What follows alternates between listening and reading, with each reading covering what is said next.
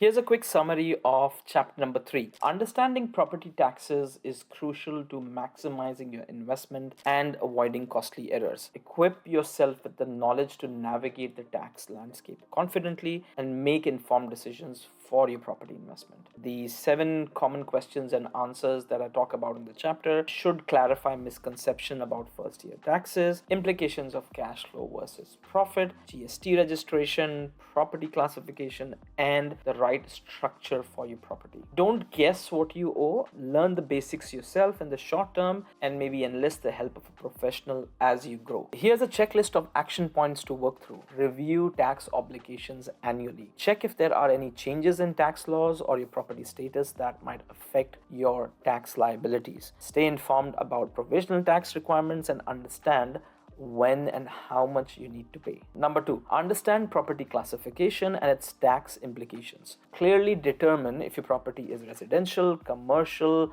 mixed use, or falls under special categories like short stay accommodations or boarding houses. Understand how each classification affects your taxes and what you can and cannot claim. And lastly, engage with a professional to ensure you're not only compliant but also taking advantage of all possible deductions and tax saving strategies. They can provide guidance on complex situations like GST registration, joint ownership, and changes in property use.